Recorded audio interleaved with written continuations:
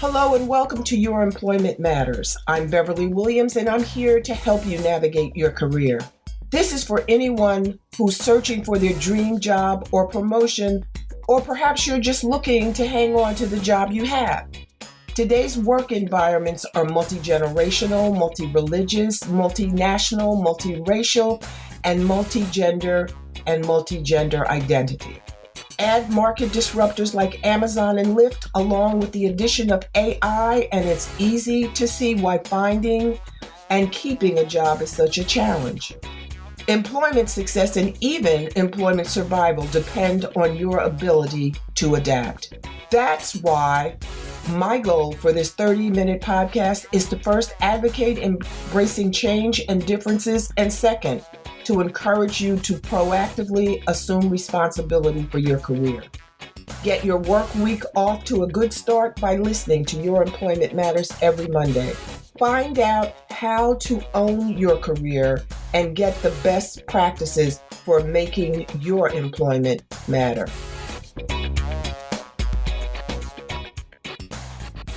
Volunteering and being of service to others is something that I recommend to everyone for a number of reasons, but primarily because it may make you feel good. It may take you outside of yourself as you make a contribution to hopefully improve the lives of other people, to impart information or a service that they might not otherwise have access to or be exposed to. It's also a very important aspect of networking. And networking, as you search for a job, as you seek employment, networking is invaluable. Now, rather than have me describe the organization that I supported, that I did the presentation for, I'm going to leave that to Laura Troy, my guest today. Welcome, Laura, and thank you so much for taking the time today and adjusting your schedule and understanding why I couldn't keep my previous commitment. And please, tell us what you do and why you do it. Okay, well, first of all, thank you for the opportunity. Always willing to get out there and spread the word about the displaced homemakers. So the bottom line is that we work to get women back into the paid workforce. I always like to remind my clients that, yes, if you have stayed home for a number of years, raising a family, keeping a home, caring for a sick or elderly relative, you have worked. You were just not in the paid workforce. That's a valid point. Yes, I always say all moms are working moms. No matter what, you worked. The one thing that we do try to do, no matter where our client comes from, she may have been, I had one woman who was living out of her car. I had another who was a school teacher and became homeless. I also work with another one who also worked with a woman who was married to a prominent attorney in Bergen County. And all three of these women, no matter what their backgrounds, had something in common. And that was they had a loss of income due to the fact that they became separated from a spouse or partner and they needed to get back into the paid workforce. I primarily serve clients from Bergen County, and I do see clients who do come in from other counties if there's no help available to them. Now, just for our viewers' edification, you're based in New Jersey. Yes, we are based in New Jersey. I know that different states have different displaced homemakers programs. And the place where you could probably find them is through your Department of Labor. That's in the other states. In the state of New Jersey, we are funded through the Department of Children and Families Division on Women. And we're actually funded through divorce filing fees, which is, it is interesting. And, it's, in a way, it's a good thing, that the divorce filing fees help a woman to launch a new life. Well, to your earlier point, though, it helps a Mhm. person Yes, launch a new life. So it's not just women, it's men too.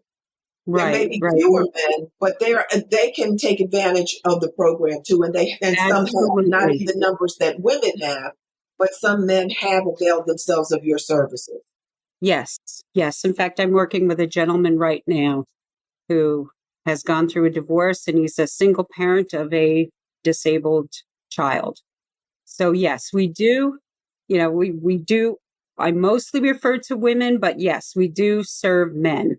There is a legal definition that is put out through the Department of Children and Families that actually refers to displaced homemakers as individuals. So it doesn't refer to women or men. It just happens that Mhm. most displaced homemakers are women. What kind of programs do you have? Hmm. Now, the presentation I gave was about employment law so that they would be more familiar with what their rights and possibly obligations are as an employee when they enter the workplace. But how do you get them from displaced and unemployed to working again and getting paid? Okay, many of our clients, there are a lot of routes we can take. Most of our clients do come in, they're not quite work ready because they're dealing with the trauma or loss. Grief is one, losing a primary relationship, going through a trauma of divorce and, court battles. We also see a lot of individuals who have been abused emotionally, physically, financially, and they're recovering from abuse, recovering from the trauma of the loss. And we may start out just talking, doing an inventory of, okay, what's happening in my life? What's working? What's not? So we do some, I know with my program, I'm a licensed professional counselor so that I do some personal counseling with them if it's needed. So we do that. We also offer, the programs across the state and myself offer different types of career assessments. Some can be done online. There's something called a self-directed search. Some people do a Myers-Briggs type indicator. That's one that I'm certified in. And, we work with the clients because after many years, one of the familiar things that I hear is, I gave so much to my spouse and my family that I forgot who I was. I don't know who I am or what I can do. That That is such yeah, a, it's sad. It really is. They've lost themselves giving to others and supporting others. that's what, yeah, I do hear that a lot. I lost myself 25 years ago. I wanted to be a nurse and now I'm, 55 years old. I don't know if I have the time or the inclination to take an intensive nursing course, but I'm still interested in that field. So another thing that we do is we work with them to take an inventory. What are their interests? What are their skills? I recently told someone, she said, well, I've never worked. And I said, you have worked. You haven't been paid. You've been a caregiver to your mother until she passed. You have marketable skills. What I want to do with you is sit with you. We're going to list everything that you've done and we can pull the skills from there. And that's something I actually enjoy doing. One of my very first clients, when I started on this program, said to me, I don't know what I can do. I am just a lunch lady at a middle school. And I said to her, what middle school? And she told me, and I said, and what types of students are in these programs? Well, autistic, emotionally disturbed. And I said to her, I said, you had a little bit of training for that, didn't you? She said, yes. And we put together a resume describing this position and we reviewed it. She was literally in tears. I said, now do you see what a valuable service that you've offered and what skills you have, especially when you're working with special needs children? do you know how valuable that is? It is such a difficult job. And she cried. I cried. It was just a happy tear day. Because she may have felt marginalized Yes. in the role, by its title.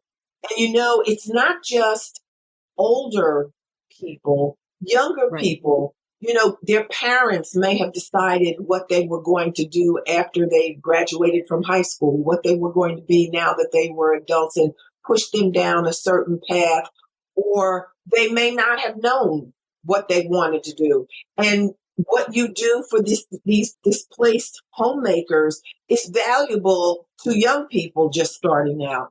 Take stock of yourself. What is it that you're good at? What Hmm. skill sets do you have that are marketable? A lot of young people are technologically savvy. Yes. Even if they're not formally trained, with a little additional training, they could find a job in the technical area or some other area. There's just what you do, the skill set you have, and what you're able to bring out of others is invaluable. And it's across the board, regardless of age and background. Absolutely.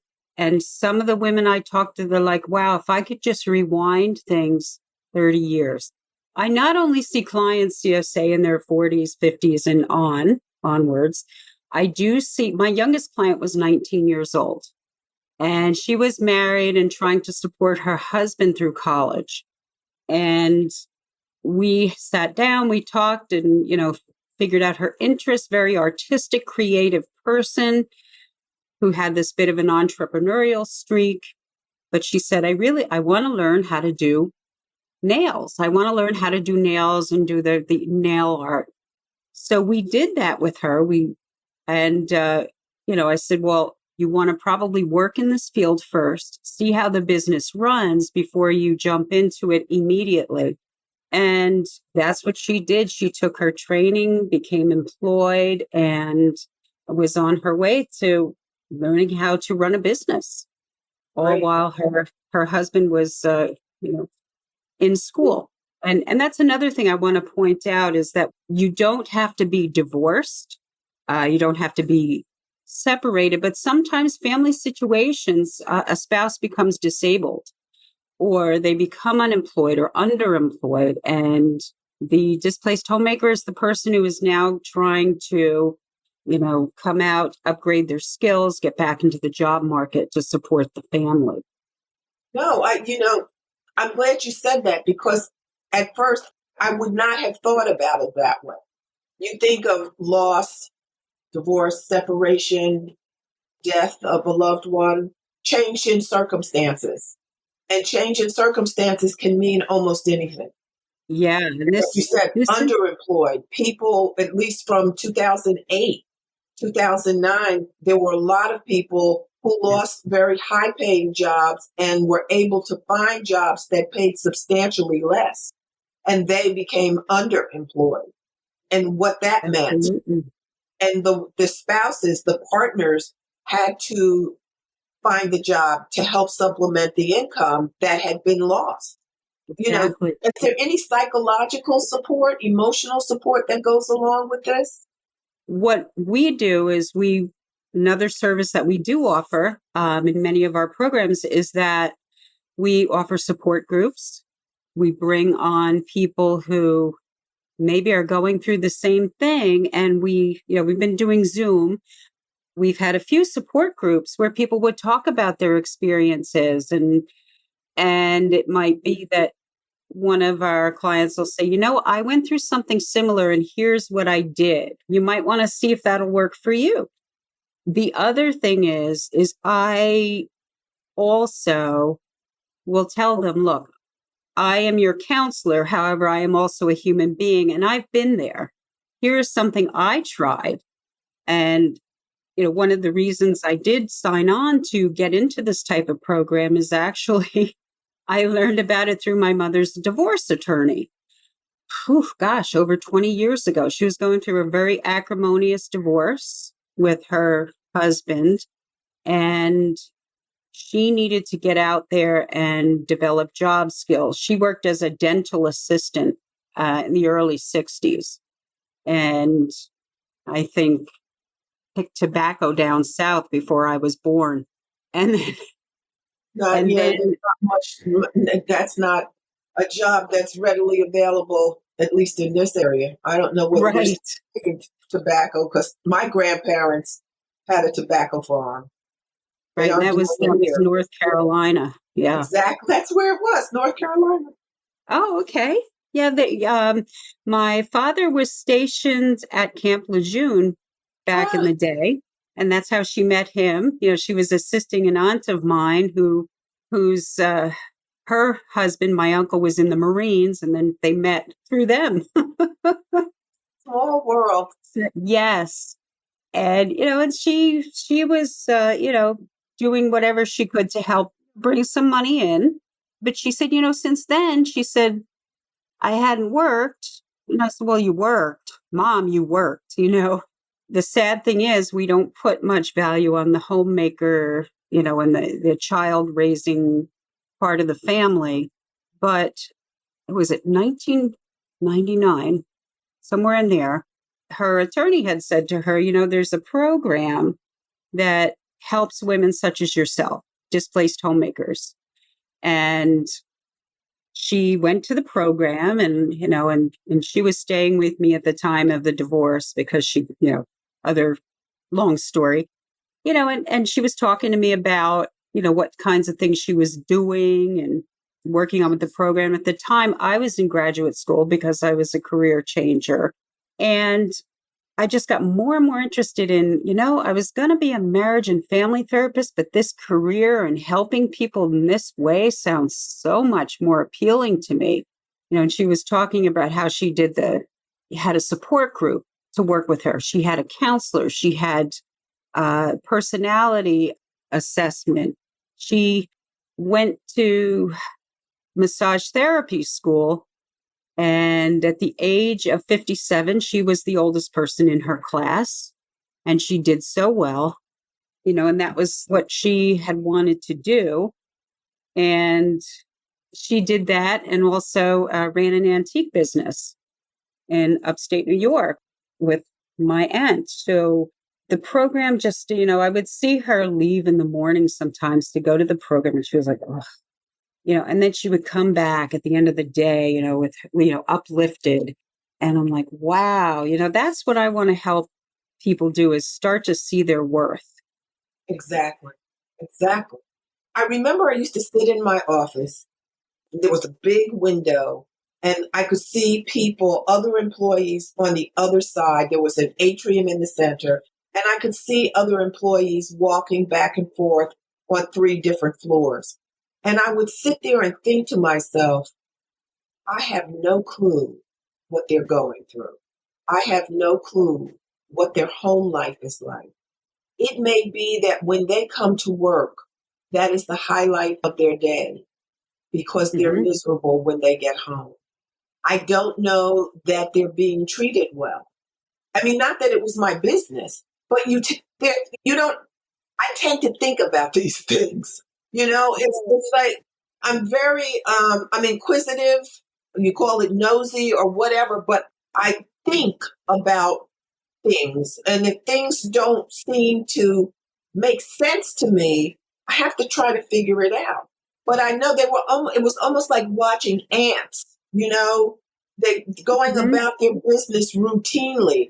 But it may not be routine.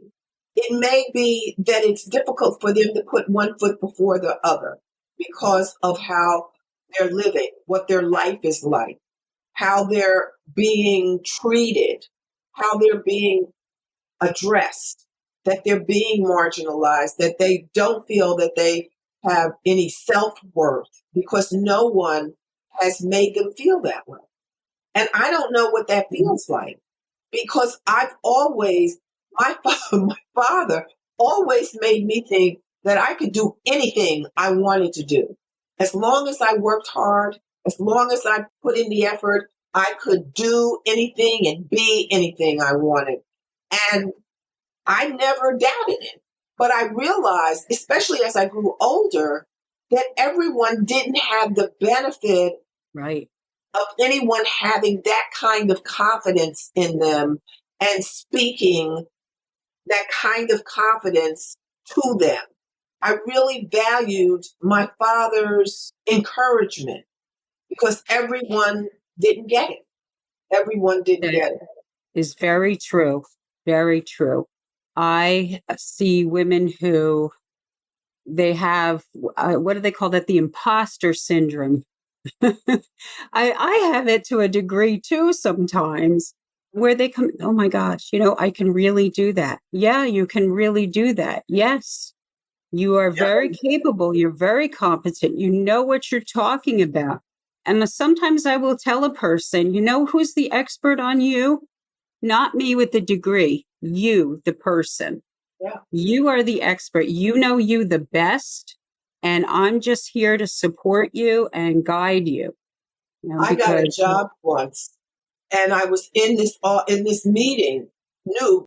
I mean, I'd only been there a day or two, and all these high level people were in this room, and my boss said, "Oh, Beverly's going to do this, and she's going to do this, and she's going to do that, and she's going." And I'm thinking to myself, why is he saying that? I don't know how to do that. I didn't tell him I knew how to do that because I never lie about what I can do and what I can't do. I'm like, he's selling this, and what? I said, okay, I have to do it. I have to figure a way to do it. I have no choice. I quit my other job. If I don't do it, I won't have a job. I mean, urgency and need, immediacy they're drivers. They will make yes, they will make you figure out stuff that you may not think that you could do. You may not have the experience, but I strongly advise against lying about what you have done because that can get you in a world of trouble. yes, it can. And Now, back in my previous HR days, we had issues about that where we had people misrepresented themselves. And fortunately, they got flagged out in interviews rather than, background checks after the hiring. But what I usually see is the opposite issue of, sure, oh, well, I only have 2 months experience using Microsoft Word. That's okay. that's That's all experience. right. It's experience. And I've only done this, one of the things that we do too is that we work with our clients to make sure that they, we try. Doesn't always work, but we give them support. We can do a mock interview or field some of the tough questions, like the tell me about yourself or what are your greatest strengths? And some of them look at you like deer in the headlights because they don't know. And that's where we want to get them to that point where, you know what, you might not have or the other issue is they read a job posting. Well, I don't check off all the boxes. And I'm like, send it anyway. You have 10 years experience with this. Yes, You have this. You have so many other great qualities. yes. And not only that, I said, but you'll come across well in an interview. And not only that, if you write a good cover letter, something a letter that's interesting and that tells Mm-hmm. them that you are willing to put forth the effort to make the person's job easier or to make whatever contribution is necessary to make sure that the organization succeeds, you're committed. You get the job done. They will not be sorry if they hire you. Right. And then when you get there, you have to deliver. You have to deliver. Yeah, you have no choice. And that's one of the philosophies I've used in different positions I've worked in is, okay, I said I would do it. I've got to do this. Yeah, and a lot of times too, I try to tell my clients, you know what, have 3 or 4 stories in your pocket, success stories about how you turned around an organization that was going to go out of business, or you fostered cooperative relationships and teamwork when there was, problems, or how you helped calm down these emotionally disturbed children, or, this was an issue, this is what you did, and this is the result you got. Your problem, your action, your result, I call it. And Exactly. I always ask them to do that, and I say to a lot of, especially mothers, you've done this a lot. I was going to say they probably have more stories than that they would not have thought of if you hadn't said that. Yeah. Every day there's something that happens in a family that a mother has to take care of, that a parent has to address. I had a client who, again, I was an administrative assistant for so long, and then I got laid off, and then I stayed home to take care of my autistic son. And she said, you know what? I went and applied for a job as an aide to autistic children, a teacher's aide. And she said that she went into the interview and she said, I wasn't nervous at all. She said, I just told them how I cared for my son, and I dealt with teachers and I dealt with, school personnel. I got the job. I was so proud of her, because she related her experience. And that's one of the things that I think is really important, especially for our clients, is that they have experience, yes, that they can relate. We're almost out of time. Oh, we could go forever. I'm telling you, I really enjoy this podcast platform because I learn, there's a wealth of information in these interviews that I do, but I'm learning too. There are things that I hear that and there are people I've known for a long time. Some of them I've known for years and years and years. And they'll say something, I didn't know that. I didn't know. It's a revelation. And, that's what I try to get people to understand. Mm-hmm. Constantly learning. Things are changing so drastically and so rapidly. You have to keep up. Yeah. You have to keep up. You have to be aware. You have to do the research. You have to keep up on the news. You have to keep up on business. You have to keep up on your employer. You have to keep up. And if you don't, you'll be left behind. And no one wants that. No one wants that. But I'm going to let you have the final word. What advice would you give our listeners, anyone listening? I would say that if you're in a situation where you feel like, you're floundering, there's a change in your circumstances, and I would say never take your eye off your goal. Sometimes you have to adjust to the way that you do things or approach things, break things down into little pieces, reach out.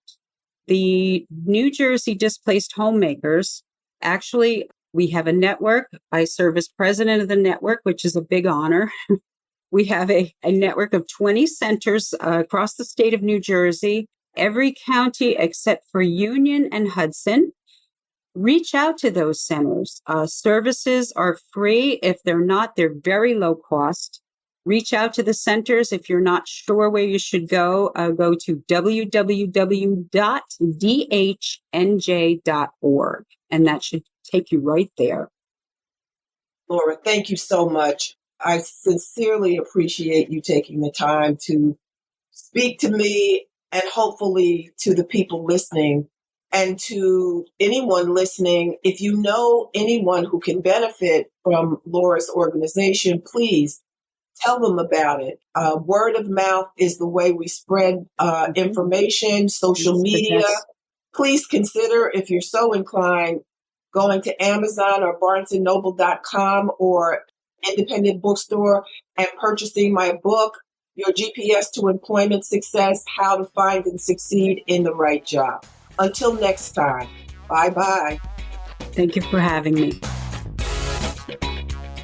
Thanks for listening to Your Employment Matters with Beverly Williams. If you found this podcast helpful, please subscribe and leave a review. I truly appreciate your support, and that helps other listeners find the podcast.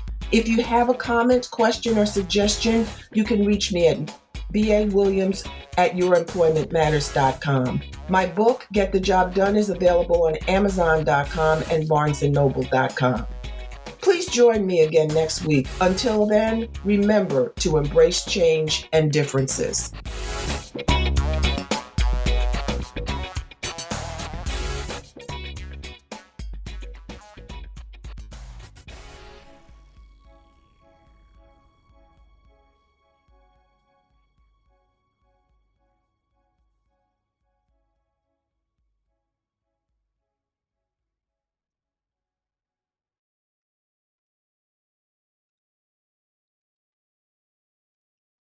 This podcast is part of the Sound Advice FM network. Sound Advice FM, women's voices amplified.